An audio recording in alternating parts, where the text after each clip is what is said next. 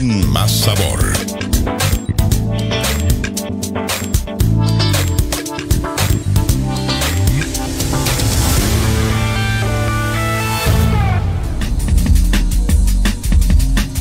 Ahora 13:39 minutos, seguimos avanzando aquí en Informativo Sarandí. Está con nosotros en vivo, aquí en estudios, Federico Fasano Mertens. ¿Qué tal, Federico? ¿Cómo le va? ¿Cómo anda? Muy bien, añorando. Me alegra de estar acá en Sarandí. Recuerdo aquellas épocas de Jorge Nelson Mullin, Claro. cuando estaban Ever Araújo, Sonia Brescia, Fernando Butazzoni. Qué épocas aquellas. Sí. Hacía mucho que no venía aquí y me gusta recordarlas. Sí, una esas radio épocas, sí. con tanta historia, ¿no? Mucha historia y con con esas voces que pasaron por aquí. Y Mullin para mí era el primer broadcaster, ¿no? De aquella época. Sí. También competía de alguna otra manera Araújo, el que fue legislador en la 30. José Germán, claro. Pero pero realmente Mullin era... Hay un antes, dicen los que saben de esto, ¿no? Un antes y un después. Sí, Porque creó una radio extraordinariamente potente desde el punto de vista periodístico en Sarandí, y después la lógica esa exitosísima que es música y cada media hora noticias, que es Monte Carlo. Perfecto. Sí. Lo hizo perfecto. ¿En qué anda, Federico? Bueno, ¿en qué no ando? Digo, yo renuncié al diario La República hace varios años. Después de haber fundado 16 medios de comunicación, 6 diarios, 2 señales de televisión, semanarios, porque bueno, lo hice solo y llegó un momento en que dije, no puedo más, desde el año 67, ¿no? Es decir, y busqué un socio y me di cuenta que 2 capitanes hunden un barco. Y entonces decidí. No nos entendimos, en la filosofía periodística que yo tenía no coincidía con la de él y dejé ese barco para darle a la izquierda uruguaya algo de la que carecía, que era un canal de televisión. Entonces decidí dedicarme a eso y le dediqué unos años, monté el proyecto, contraté las maquinarias, los equipos y todo lo demás y me presenté al llamado que hizo el presidente Mujica, llamado muy amplio, que hubo que sortear varios escollos. Salí primero en la puntuación objetiva, pero en la subjetiva yo tenía muchos adversarios y muchos enemigos en la CHAI. La subjetiva no admitía fundamentos, es decir, era bolilla negra, y ahí salí penúltimo. Y la suma del primer objetivo con el penúltimo subjetiva me daba tercero, y como eran 2 lugares solamente quedé afuera. ¿Y cómo administra esas, no sé, de pronto las entiende como miserias humanas que le tocó asumir? No, mire, son parte de las reglas del juego. Yo me alegro de tener no solo amigos sino adversarios, porque el que no tiene adversarios o enemigos es porque algo no ha hecho, ¿no? Y en la vida hay que solamente los que dan fruto dejan alguna huella. Y bueno, lo tomé al revés, se la dieron a La Diaria y a BTV, pero lamentablemente, como el perro del hortelano, ninguno de los dos instaló la televisión.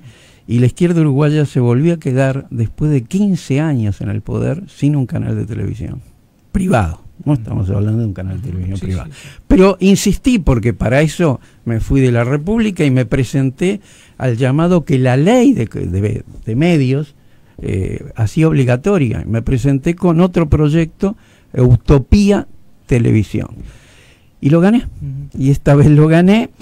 Ya tenía todo armado, en la calle Paysandú los estudios, los equipos, el proyecto y todo. Y el primer decreto sobre comunicación que hace el presidente en la calle Pou es: anúlase la concesión otorgada al ciudadano Federico Fasano Mertens. Nuevamente se frustró. Y bueno, entonces dije, bueno, voy a sacar un diario de nuevo. No se va a llamar La República, un diario nuevo. Yo creo que los diarios siguen armando el orden del día de un país. ¿Sí? ¿Por qué? Porque son los que tienen las redacciones, son los que generan las investigaciones y todo eso, y que esos se derrama en los demás medios de comunicación, y porque además el papel y la escritura para mí es una necesidad biológica del ser humano. Ahora, no va a desaparecer nunca. Claro, hoy mencionábamos aquella radio en relación a esta, seguramente distinta, no que haya sido mejor o que esta sea mejor que aquella, porque la dinámica de los tiempos va imponiendo también algunos cambios necesarios. Y lo que vemos hoy es que hay un diario de circulación nacional en papel, sí, y está la experiencia que resultó exitosa de La Diaria. Y pare de contar. ¿Qué pasó ahí entonces? Bueno, pasó lo que pasa en todo el mundo. Cierran 50 diarios por día en el planeta Tierra. Porque, bueno, cambiaron las tecnologías, cambió todo. Es decir, apareció lo que era ese fuego sagrado del periodismo, eso que aprendíamos castellano en las redacciones. Yo cerraba a las 3 de la mañana los diarios. Y tenía una columna que se llamaba A las 3 de la madrugada. Hoy, incluso el diario El País cierra a las 10 de la noche. Digo, cambió el periodismo totalmente. ¿Y qué pasó? Y bueno, la brújula del pensamiento y del conocimiento fue arrollada por las pantallas y las redes, que en rigor no son redes de ideas, son redes de sentimientos y de emociones, y generalmente fanáticas. Yo digo, porque cada vez que escribo algo y que va a subir a las redes, ni una discusión sobre ideas. Son o elogios desmedidos o insultos fanáticos. Entonces cambió aquello que daba el periodismo, que era el conocimiento, la información, la polémica de ideas sobre todo. Acá son sentimientos y son emociones los que predominan. Todo eso obviamente llevó a que cierren todos esos diarios. Y bueno, yo de todas maneras, al perder las dos opciones de Utopía TV y Eutopía TV, la última que sí esa la había ganado, decidí sacar un diario, volver. Todo el mundo me decía que estoy loco, cierran los diarios por todos lados. Dije, no, un diario no generalista como los 6 diarios que yo había hecho, donde 64 páginas, 200 trabajadores, donde hablábamos de todo. Hoy no se puede hablar de todo porque la radio, la televisión, las redes lo sacan al instante, sino un diario especializado. Un diario especializado de pocas páginas, con una redacción especializada en lo político, en lo económico y lo social. Punto. Lo demás se enteran por otras vías. Y me presenté a la licitación judicial de Últimas Noticias, que había quebrado. Y gané la licitación. Pero bueno, las cosas del destino. Esa licitación la ganó con una sociedad anónima donde iba incluida Páginas Amarillas. Páginas Amarillas, yo no tenía nada que ver con Páginas Amarillas, lo que me interesaba era Últimas Noticias, es decir, la maquinaria. Incluso cuando lo gané informé a la izquierda, digo, nunca la izquierda soñó tener un equipo impresor como el de la secta Moon, ¿no? Era impresionante aquello, ¿no? Puesta al servicio de ello, iba a sacar diarios, semanarios, todo eso. Pero ¿qué pasó? Lo ganamos y a la semana estalla la pandemia. Los dos, Última Noticia y Páginas Amarillas, estaban en la misma sociedad. Al estar en la misma sociedad, Páginas Amarillas, que daba utilidad, yo paro la imprenta hasta ver la pandemia, pero Páginas Amarillas, que tenía 5.000 avisadores, pierde 4.000 avisadores. Mi socio, yo no tenía nada que ver con Páginas Amarillas, quiebra, genera un pasivo de $700.000, y no pudimos separarnos porque no funcionaban los juzgados. Por más que no funcionó durante un año los juzgados, no pudimos separarnos. Y uno de los acreedores pide la quiebra de Páginas Amarillas, sí, pero están las máquinas. Me arrastró. Y bueno, tuve que abandonar por tercera vez Utopía TV y el diario. Y me puse a pensar en bueno, me queda un tiro. No puedo ahorrarlo. ¿Qué hago? Bueno, un diario online, radio streaming, televisión streaming, no es lo mío, digo. Lo mío es el diarismo, es la escritura, es el papel, es la noticia diaria. Es cierto, lo único que hay ahora es el diario El País, que sale todos los días. La diaria, que sale 5 veces por semana. Y después están los semanarios, Búsqueda, Brecha, Caras y Caretas y Crónicas. Sí, Digo, sí. pero obviamente murió el diario papel. Pero bueno, ahora estoy repensando la posibilidad de un diario online, que no es lo mío, que no me gusta además el tema que les dije, las redes, los tweets, 280 caracteres, es imposible un pensamiento profundo en 280 caracteres. Federico, no quiero perder la oportunidad de hablar de la coyuntura de este año electoral, de política. ¿Por qué debería la izquierda, el Frente Amplio, volver a gobernar Uruguay? ¿Qué piensa usted? Bueno. Esta derrota electoral sirvió para mucho, pero también la esperanza que el gobierno de la coalición multicolor ofreció, entiendo yo que han sido frustradas. Es decir, acá ha habido varios problemas, ha tenido este gobierno, que hacen que hoy se esté discutiendo si puede reeditar su misión. Digo, acá hay 50.000 pobres más que cuando asumieron. El Frente Amplio logró bajar de los 400.000 pobres que había en ese momento, los bajó a 200.000, a la mitad. Después subió y el gobierno actual los recibe en 300.000 y ahora tiene 350.000. Esos 50.000 influyen mucho, y sobre todo cuando 1 de cada 5 niños está en la pobreza. El salario real, sobre todo el de los jubilados, ha caído. Eso la gente lo siente. El salario real, la sensibilidad social también ha cedido, porque lo de los Maya Oro no fue una simple promesa. Realmente este gobierno gobernó para los Maya Oro, y eso lo siente la población. El recorte en la educación y en la salud es notorio.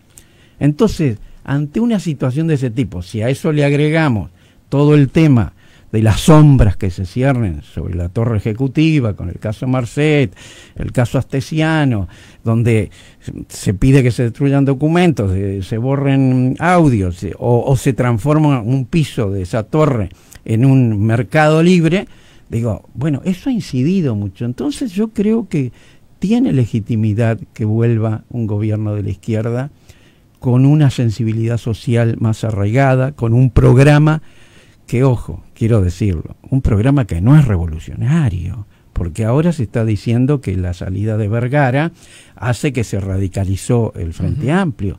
¿Radicalizar de qué? ¿Qué medida radical ha tomado Orsi o Carolina Cose? Radical en el sentido de lo que llamamos de raíz y todo eso. Es un gobierno socialdemócrata. Ahora, Federico, ¿y cómo observa usted el hecho de que, por ejemplo, hoy, sin que esté correcto el término, no es que haya un empate técnico, eso te lo explica cualquier consultora, pero sí hay paridad y lo que se dice un escenario abierto, a lo que se suma una alta popularidad del presidente de la República? ¿Cómo se leen esos números? Bueno, primero tengo que leerlo, que una cosa es la figura de Luis Lacalle Pou, que es un director de agencia de publicidad, realmente es brillante, ¿no? Hay que decirlo, no pierde oportunidad en difundir. Y otra cosa es el análisis de la política, si ustedes, y de su política de Estado. Si ustedes ven, tiene mucha más popularidad Luis Lacalle Pou que el gobierno. Es decir, hay una diferencia notoria en todo esto. Pero que están preocupados porque este ataque a la radicalización del Frente Amplio es injusto. No es así. Yo lo quisiera más de izquierda al Frente Amplio, pero no lo es. Y no lo puede ser porque las condiciones subjetivas no coinciden con las objetivas. Y la propuesta del programa del Frente Amplio es un programa socialdemócrata de izquierda. La socialdemocracia en el mundo se divide en 5 partes: socialdemocracia de izquierda, socialdemocracia de centro izquierda, socialdemocracia de centro derecha y socialdemocracia de derecha. Está la sajona y la mediterránea. El Frente Amplio optó por la mediterránea más de izquierda, socialdemocracia de izquierda. Es un gobierno de izquierda, pero socialdemócrata. Entonces todo esto de radicalismo y todo está de más, no es cierto, no es así. Fasano, ¿cómo hubiera titulado el caso Astesiano si la República estuviera circulando? Paso, porque sabe que en rigor quizás la edad tengo 83 años, ¿no? Estoy muy bien y todo eso, y con ganas de seguir haciendo cosas, pero el ad hominem, el ataque ad hominem, lo he dejado de lado. Entonces, Astesiano, que se cueza en su propia salsa, la verdad que es una pérdida de dignidad nacional, ¿no? Sobre todo que es un hombre que fue mano derecha del presidente, es decir, que lo conoce desde niño, que es de todo eso, le hizo un daño muy, muy grande, y bueno, él dice que no sabía nada, y le creo, pero la verdad es que fue un golpe muy grande para este gobierno, ¿no?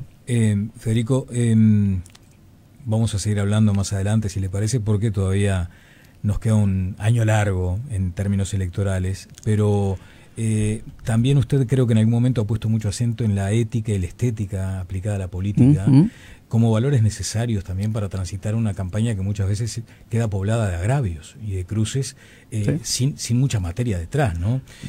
Bueno, sin ir más lejos, la vecina orilla. Bueno, ni que hablar. Ni que hablar. Por ahora mantenemos alguna cuestión. Su país de origen, ¿no? ¿Usted mi país ¿con qué edad vino para acá? A los 16 años, pero tuve 6 hijos, todos uruguayos. Uno es del lugar donde quiere morir. Quiero morir acá. Aquí es donde fundé todos los medios, de los 16 medios de comunicación. No creo en las fronteras. A mí me ofrecieron la ciudadanía mexicana, soy ciudadano italiano, argentino y uruguayo. Es decir, no creo en la frontera. Creo que el nacionalismo es el último refugio de los canallas y estamos viviendo un hipernacionalismo en todo el mundo. Estamos viendo multitud de zombies, porque no puedo calificarlo de otra manera, que van detrás del flautista de Hamelín al precipicio, pero además diciéndoles el flautista que van al precipicio, y igual lo siguen, ¿no? Entonces es una cuestión, hay un neofascismo en el mundo. Digo neofascismo porque es distinto al neocapitalismo. Un neofascismo peor que el fascismo que conocimos, porque el fascismo anterior daba pleno empleo y garantizaba un cierto estado de bienestar a cambio de el exterminio de sus opositores, el racismo brutal, el ultranacionalismo, a cambio de eso, pero había empleo. Acá no hay pleno empleo ni estado de bienestar, demuelen el estado de bienestar, y lo que cambian ese empleo por la filosofía neoliberal, que además es paradójico eso, porque el neoliberalismo nació de otra manera. Keynes, que fue el capitalismo de rostro humano, llamémosle así, finalmente fracasa y viene la inflación. Entonces, los keynesianos se reúnen en París en 1938, está Raymond Aron, Hayek, y todo eso, y dicen, hay que cambiar el capitalismo, es decir, tenemos que tener más sensibilidad social, somos liberales, vamos a generar un liberalismo de izquierda. Y entonces Hayek dice, llamémosle neoliberal, liberalismo de izquierda en el 38, y al año siguiente estalla la guerra, 39, 40, y en el 48 se vuelven a reunir, y Hayek traiciona esa idea, y el neoliberalismo cambia de signo a lo que tenemos hoy, ¿no? Claro, bueno, porque en el cierre quería justamente, considerando eso, ¿no?, en lo que usted ha puesto acento en algún momento en sus escritos de la ética y la estética, lo que decía al comienzo, es necesario para la izquierda un medio, entonces es vital, digamos, porque vio que se plantea allí una discusión de decir, bueno, pero el periodismo debería ser imparcial, independiente, libre. No, yo discrepo con eso. El periodismo debe ser plural, que es distinto. Es decir, todos nosotros tenemos una ideología que el periodista trata de ser lo más ecuánime posible, lo más neutral posible. Pero eso se traduce en los tiempos, en los títulos, en la forma de encarar una noticia y todo, y ahí sale lo que tenemos adentro. Tratando de ser lo más ecuánimos posible y de todo lo demás. Plural sí. Plural, que significa todas las voces, todas. Eso sí, ahí tiene que estar, y que sea el pueblo el que decida, el que elige, creo en este, no creo en este. Pero usted hoy mencionaba un medio al servicio de... Yo ejerzo el periodismo al servicio del cambio social, es decir, de la izquierda uruguaya, que para mí es la que mejor representa ese cambio social, que tiene la mejor sensibilidad en torno a ello, que no juega solo para los Maya Oro, sino que juega, y en este momento aparecieron las ollas populares, no existían cuando en el último periodo, aparecen ahora. Claro, hay Federico, que pelear para ello. Y cuando le dicen, sí, hay que atender que también este gobierno enfrentó una circunstancia para el mundo terrible como el de la pandemia. Pero por supuesto, y aún más, quiero decirle, este gobierno tiene méritos también, no los voy a negar. La inflación la controló. Ahora, la inflación la controló a cambio de ¿qué? A cambio del atraso bancario, cambiario. Obviamente ese atraso cambiario incide mucho en el desarrollo económico. El año pasado aumentamos 0,4%, nada más. Estamos estancados, no somos competitivos. Ahora sí, la desinflación da votos y todos la queremos. La fórmula está en cómo compatibilizar la desinflación con el desarrollo económico. Las dos cosas, con cómo la desinflación y el atraso cambiario. Ahora también le van a decir, mire, doctor Fasano, lo que pasa es que cuando llegó la pandemia bajó la espuma y hubo una cantidad enorme de personas que habían quedado colgadas de un hilo en materia de pobreza. Entonces, lo que dejó en evidencia la pandemia es precisamente eso, que había mucha precariedad de antes también. Bueno, los últimos dos gobiernos, de los últimos 2 años de Tabaré Vázquez, bueno, cayeron las commodities, cayeron cantidad de cosas y obviamente no fueron el resultado de los 13 años anteriores, ¿no? Entonces eso fue distinto, pero acá el problema no es el Uruguay, es el mundo, es decir, este capitalismo que es más financiero que productivo, de todas maneras es un desarrollo al infinito, en un planeta finito. Y es horrible lo que está pasando. Fíjense que en 15 años, 5 personas tienen 880.000 millones de dólares. Elon Musk tiene 250.000 millones de dólares. En 15 años van a llegar al billón. Elon Musk, Bezos, ya ni me acuerdo esos 5 nombres. Mientras hay gente que muere de hambre, la propia Banco Mundial reconoce que hay 700 millones que están en la indigencia, ellos le llaman extrema pobreza, en un planeta que nunca tuvo tanta riqueza como ahora. Es la mayor concentración de riqueza en toda la historia de la civilización humana. Nunca pudimos ver estos 5 personas que tengan 880.000 millones de dólares cuando se mueren de hambre niños y eso. Tremendo. Bueno, tiene que haber un nuevo paradigma, tenemos que construirlo. Sería para seguir. Sí, para seguir, bueno, pero lo vamos a invitar. Bueno, con mucho gusto. Con más frecuencia. Doctor, muy amable, muchas gracias. Bueno, gracias a usted.